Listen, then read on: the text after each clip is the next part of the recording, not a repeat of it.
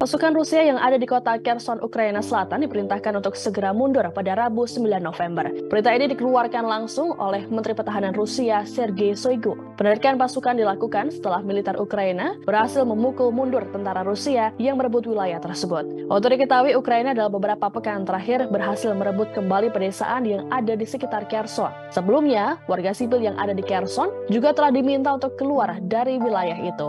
Total, ada sebanyak 115.000 warga yang dipindahkan dari tepi sungai Dnipro itu.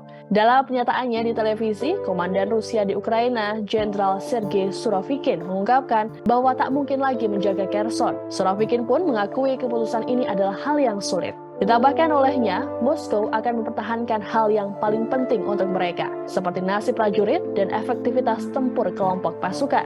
Sebelum pengumuman penarikan pasukan, jembatan utama di jalur keluar dari kota Kherson diledakkan. Diduga Rusia mendalangi aksi penghancuran itu sebagai persiapan mundur.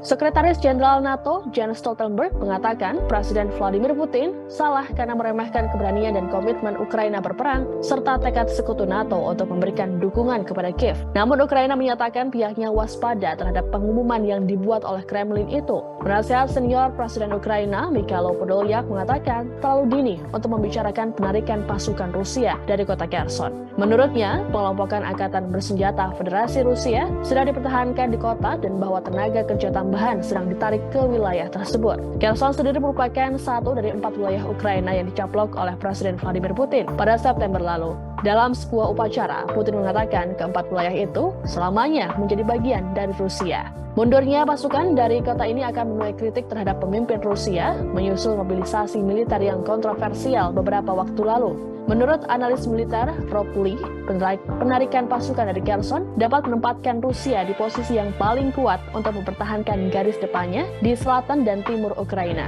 Namun, ini tergantung pada seberapa efisien dan aman Rusia dapat menarik pasukannya serta peralatannya dari sana. Menurutnya, menyerahkan Kherson ke Ukraina akan menempatkan Crimea yang dicaplok Rusia dalam jangkauan sistem peluru kendali Ukraina dan roket HIMARS Amerika Serikat. Hilangnya kota itu merupakan pukulan besar bagi Putin sebagai panglima tertinggi Rusia.